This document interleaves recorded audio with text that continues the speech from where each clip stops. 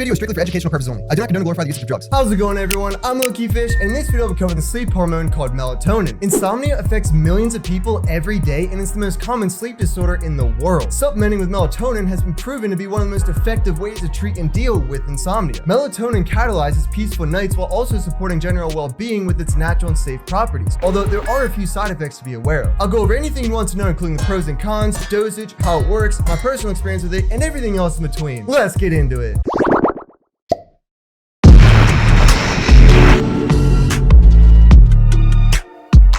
Melatonin is a natural compound of the tryptamine class and is primarily known for its role in regulating the body's sleep cycle. It's a hormone released in the pineal gland at nighttime to induce sleep. The pineal gland produces melatonin in response to darkness. This is why levels of melatonin in the blood tends to be at its lowest during the day, while peaking at its highest between 2 and 4 a.m. Melatonin is involved in the process of syncing the circadian rhythm, which acts as a biological clock and signals to the body whether we should be awake or tired. Some people find that supplementing with melatonin helps them get better sleep, while others find that it disrupts their sleep patterns. Will it work or not? If you don't deal with insomnia and are in good health, you probably won't get much benefit from taking it. However, if you find yourself having trouble falling asleep or don't get tired when you should, melatonin is a great way to combat those issues. Keep in mind though that melatonin itself won't knock you out, rather it simply lets your body know that it's nighttime so your brain becomes relaxed and can rest easier. Man, I just want to go to sleep. In return, you will start yawning and begin to feel tired. Generally speaking, melatonin is proficient at making you fall asleep faster as well as improving the overall quality of your sleep. It can also be used as an alternative to prescription medications such as benzodiazepines, gabapentin, or Ambien. Some individuals find that melatonin helps them recover from a derailed circadian rhythm caused by jet lag or late night work shifts. Unlike other hormones, there's no evidence that you become physically dependent on it, and you won't normally get withdrawal symptoms from stopping cold turkey. But there are anecdotal accounts from people who argue that they developed a reliance on it and can't fall asleep without it. I need it!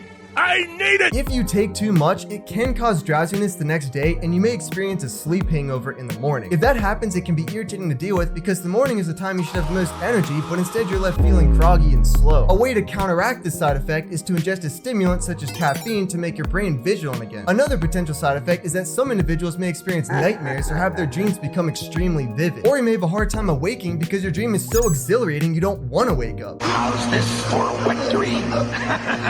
Other than that, I find that melatonin lacks consistency. For example, some nights I can take it and I can fall asleep very easily, yet other nights it feels like it's barely working at the exact same dose. Melatonin Is inconsistent. These are a few reasons why melatonin is unfortunately not perfect. The good thing though is that it still works even with the occasional unpredictability. When it comes to the dosage, your body only produces about 1/4 milligram of natural melatonin. This is much lower than most supplements, which tend to contain at least 1 to 5 milligrams. In fact, some supplements like this one contain up to 20 milligrams per pill. These doses are significantly higher than what your body naturally produces, so dosing inaccurately can lead to feeling drowsy or lethargic the following morning. What do you think she was tired from?